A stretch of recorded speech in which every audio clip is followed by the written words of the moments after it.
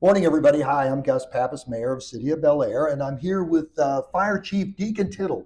Morning, Deacon. Morning, how are you, sir? I'm doing well. I'm doing Good. well. The other night, on I guess it was Tuesday, we had our hurricane preparedness that we had over at the City Hall, and I know you shared a tremendous amount of information with everybody and all those in attendance at the time. Thank you again, by the way, for that. Absolutely. But I thought maybe we would sit down and maybe chat a little bit more about some of the basic questions that residents have, that I have, about the process. And who knows, maybe they were just a little too shy to ask. But anyway, let's just start. Maybe kick off a few questions, and we'll just take it from there. How's that sound? Sounds good.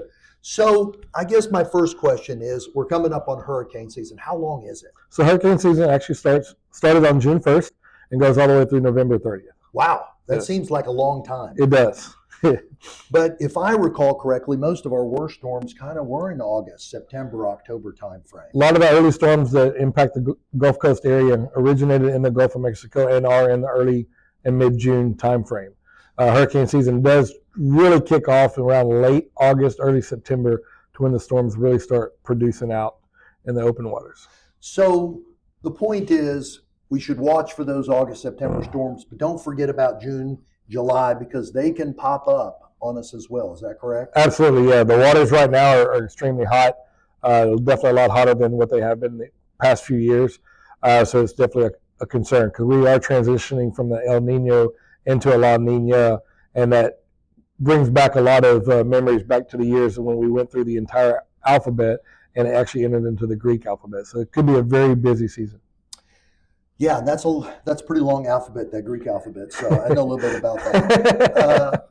So let me ask you, the city's got a variety of things that they do, and we'll talk about that in just a second. But what can our residents do today to get ready for the season and for that hurricane should it come about? Absolutely, yeah. Great question to start with. Just the first thing is just to make sure they're prepared. Make sure they have chargers, batteries. Make sure they have a plan what they're going to do as a family, as far as, are they going to evacuate? Are they going to stay? If they plan on evacuating, where are they going to evacuate to? What are the routes they're going to take? Making sure they have their home taken care of, because we don't want loose debris flying and causing damage anywhere else in their neighborhood. But more importantly, like medications, make sure they have plenty of meds for the duration. Make sure if they have a generator, it's been inspected and tested. Just things of that nature, things that they can do for themselves. Another thing they can definitely do is, have a build an emergency contact list. They can contact their insurance agent to see what all preparations they can do ahead of time for their insurance company. Take plenty of pictures and plenty of photos now, so they have something to compare to in the event we have a storm for after the math. Great things to think about. And I know that it's a long list, and it seems like for everybody it might be slightly different. Correct. Some people may not need a lot of the medications, but for our elderly they may. Absolutely. Of course, now, if I understand it also, we have a list here at the city where some of the folks that are perhaps a little less mobile than others, that we can go call on them, or if necessary, go by. We have that list, right? That's correct. We do have that list, and we have an opportunity for all of our residents to sign up on that list as well. They can contact the state of Texas through 211 and talk to somebody about registering for that list, or they can reach out to us from the city standpoint, call 713-662-8206 and request to be added to that, and we'll get them added. That's great. I think that the last time we talked, that list wasn't very, very long, and I know that we've got some more folks out there. So I would encourage everybody, if you're not on that list and you want somebody to check on you, if you're alone or if you just don't have a lot of relatives in town, let's get on that list so that Deacon, your good folks can pick up the phone, give them a call, see if they need anything, and of course, if not, try and get by. Absolutely. We want as many residents on the steer list as possible. Okay, excellent. So those are a few things that the residents can do. The batteries, the medication, as you said, water, things such as that. But what does the city do? So just like the residents, the city does have preparations itself. We're checking all of our facilities, we're checking our wells, we're checking all the pumps, we're checking the generators. We're making contacts with all the builders out there in the community to make sure their sites are secure. We're reaching out to different, Center Point, reaching out to all of our community partners, and just making sure we have the right contacts during that time. So if the time comes when we need a community partner, we're able to reach somebody. We're no different. We're doing the same preparations as a lot of the homeowners are doing too. Excellent, excellent. Well, it's good to know that the city's doing that. I walk with my dog in the morning and then evening, and I see a lot of the little drains. I know the city will try and go out there and catch all those drains, but it's one of the things that the residents can do to help out themselves, really, as well as the city, is check those drain lines, making Right. sure that they're free of debris and things like that, so water can get in there. So are there a few things that the residents can also do to help the city? Absolutely. I mean, obviously monitor all the communication that goes out. If there's a storm approaching our area, we'll put out information as far as, not putting your trash out and not putting your recycling out. Talk to your lawn crews. I mean, I know the clippings that get blown into the roadways and things of that nature. Try to encourage your lawn crews to rake those up and put them into a trash bag and take them with them to help eliminate any type of debris clogging up the sewer lines and wastewater and things of that nature. Great suggestion. So you brought up communication. Yes, sir. Big issue, certainly information, people knowing what's going on. What are the best forms of communication and what should people do to prepare for that? And then two, how does the city communicate with our residents? Absolutely, yes. The best way to stay informed is to stay tuned to your local media, that whatever channel you prefer as far as what's going on with the weather. When it comes to the city standpoint, we have multiple social media platforms in which we utilize. We encourage everybody to be, sign up for any of our social media, whether it be Facebook or, the one we really like for emergency notifications is Prepare Bellaire, because we will send out emergency notification with that. We have our city website, which during an activation or during a potential storm, we will put a banner at the very top of the website so you don't have to go looking through the website for that information. And then if all else fails, because communication could fail due to a disaster, we will post information on city facilities, and we'll go on foot, go door to door as much as we can to spread the word. I know that I was there in the audience the other night, and you were talking about, hey, have one of those either battery-powered radios or one of those crank radios so that you can always be in communication, because you never know, the electricity goes down. Correct. And then all of a sudden, all of our normal modes of communication, whether or not it be our cell phones perhaps, but certainly our landlines that are often tied to the internet now, electricity is gone. And so to get information, either we have to go into our cars if they've got gas Right. or powered up, or have one of those handheld radios. So things like that people all should also look for. Absolutely, yeah. You definitely want to have some type of backup, have some type of redundancy, because electricity fails, you don't have a way to charge your phone, charge your radios, then you can result to batteries. If your batteries die, obviously, then the little crank ones are very good. The good times radios are good to help keep our minds off things and what's been impacting us, but at the same time, it's good for information that's being shared out to the community. Excellent, excellent. Well, it's a lot to think about, but I think if everybody starts early and maybe, as I put it in my office, get a little sand behind you every single day. By the time here June rolls around, hopefully we won't have anything hit us, but you'll be prepared. So when June, July, August, September comes around, you've got it all done. Speaking of CenterPoint, so CenterPoint's a utility. Correct. They handle the entire area here. The city of Bellaire, we don't really control CenterPoint, do we? No, sir, we do not. Okay. And I know that throughout time, storms will hit. I certainly will get emails and phone calls for people looking for a little help, a little assistance with CenterPoint. I bet you do too. Yes, sir. So we certainly will do what we can to communicate with CenterPoint, but for a resident starting out, what is the best thing for them to do? So the best thing is you can have your own home inspected by a certified electrician. You can look at the power lines or transformers in your area. Make sure there's no trees or anything like that could be impacting. If you find trees or limbs laying on the lines or close to it, you can reach out to CenterPoint now and have them add that to their list, and they will have a contract crew that will come out and actually trim them as they can get around to it. Part of their maintenance program. In the event that they were to lose electricity, We encourage everybody to contact CenterPoint through their emergency notification line or through their online submission. Monitor the outage tracking map for their area. And again, if it gets to a point, I mean, we're here to help. You can call us as well, but we want to make sure you make that notification because we're just going to give them a general area versus specific addresses. Sounds good. I know that, we're all here doing everything that we possibly can. But again, for people like CenterPoint, like in this last storm, I think the statistics were, from what I heard from our CenterPoint folks, were that we had a little over 700 folks in Bellaire that lost power, houses. So yes, sir. But there were probably close to 1 million in the area. Correct. And so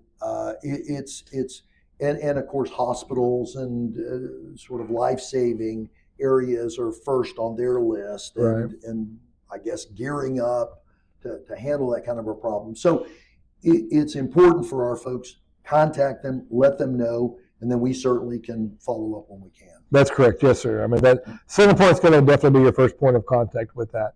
And then again, if it goes an extended period of time, you can reach out to us and we will add you to the list and we will stay on top of the best that we can. But again, like you said, we have no control over how CenterPoint approaches things and how they fix the items that need to be repaired, but we can at least be somewhat of an advocate and voice for our residents. Well, I know you brought up the issue of the generators, and that's certainly something that a lot of people do have. Yes. Making sure that those are checked and they're up to speed, and you've got gasoline, if it's that, or a natural gas generator or what have you, making sure those are up to speed is always a good idea. Absolutely. And we want to make sure that if you utilize the generator because of the point of you're out of electricity, is that the generator is outside, the exhaust is outside as well, where you don't have to worry about carbon monoxide building up in your house or the heat from the exhaust or the generator causing a fire in your house. So we definitely encourage you using the generator because it's definitely a life-saving aspect, but we want to make sure you're doing it the right way in a safe way. I saw some people that helping each other out, but they would have electrical lines going from one house to another. Right. What do you think about that, Chief? It's not very favorable.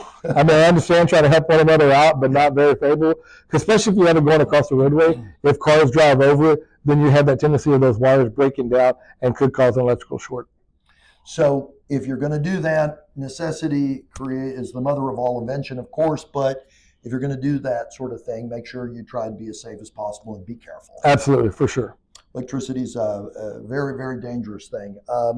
In any event, so let's kind of transition a little bit. Let's move to our next point, which is, let's say there is a bad event. We've properly prepared, and we've survived it.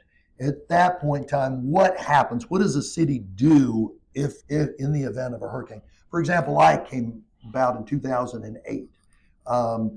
What is the city's response to that? What can we expect in terms of city services, the pickup of trash, debris, things like that? So after the storm, we transitioned into a response recovery mode to where we're going to go out and we're going to conduct damage assessments from the city side. We're going to be pushing information out to the residents as well.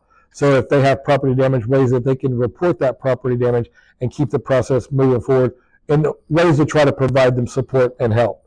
From the city services side, we're going to be going out assisting the roadway. We're going to try to open up a lot of the major thoroughfares in the city to allow traffic to flow. We're going to see what businesses are open to help supply that information to the residents. When it comes to your trash pickup, we will put that information out, put together a modified schedule, which will be a lot slower than the normal daily schedule, which is used because of the impacts we have to the city. We will do the same thing on debris. We will provide information and instructions on how to place your debris, where to place it at, and the debris collection schedule that we have. We saw that during Hurricane Harvey, the amount of debris that we had and the process that it took and the time it took, because it took about 3 to 4 months to really get all the debris out of the house. Right. So we will provide as much information as we can so our residents can do the best job they possibly can to help get them in that recovery cycle and in the safest manner as well. So, this whole notion of emergency declaration, who does that for the city? So you, that's me, that's you. All right, good to know. I'm glad we had this meeting.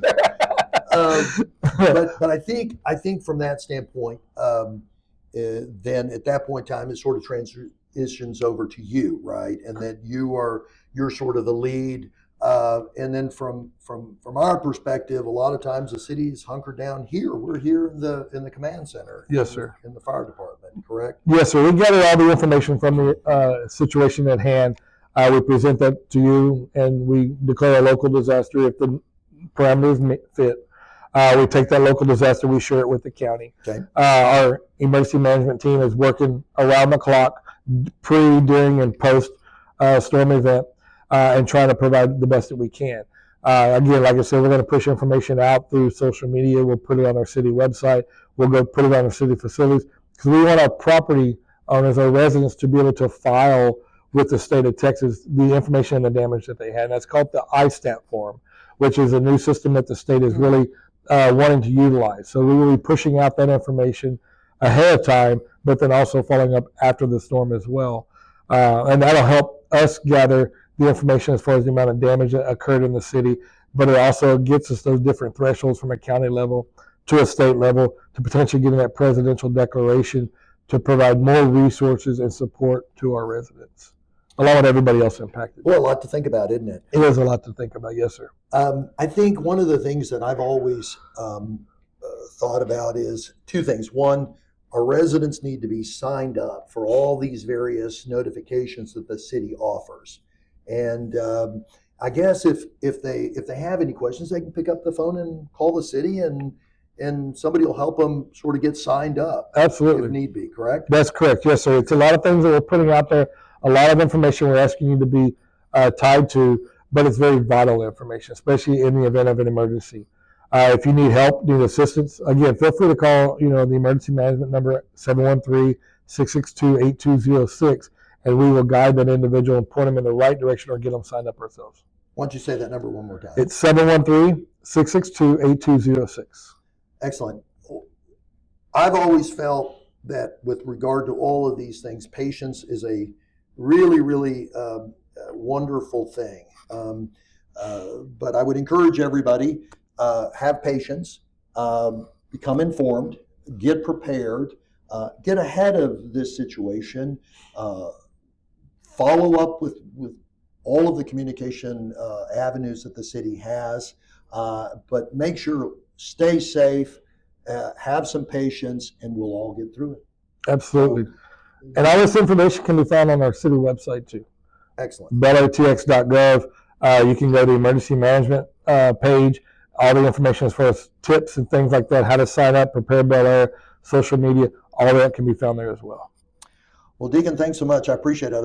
Each time I go through this, I learn a little bit more myself. The other day, I went home after the 4th, and I went home and talked to Pamela a little bit about some of the things that maybe we need to do.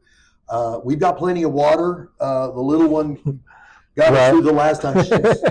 So we've got several gallons of water, but having water, having these kinds of things, some of the basics. Absolutely. If we can follow those, we can probably ride these things out. And get it now before a storm gets into the Gulf, because then they become scarce.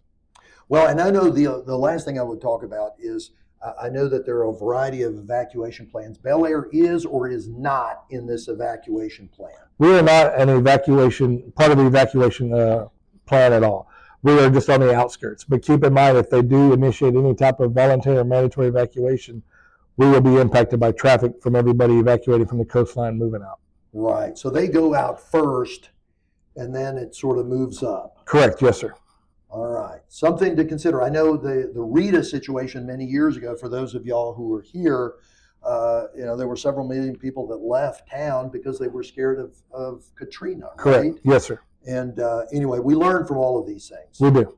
Well, Deacon, thanks so much. I appreciate it. Appreciate all the information. I know you're here. In case anybody's got any questions, you'll be here. And so will I. And so in any event, thanks for listening. Thanks for taking a few minutes to educate yourselves a little bit more about hurricane preparedness. So we're here. Stay safe, stay cool, and we'll get through this season again. Thank you. Thank you.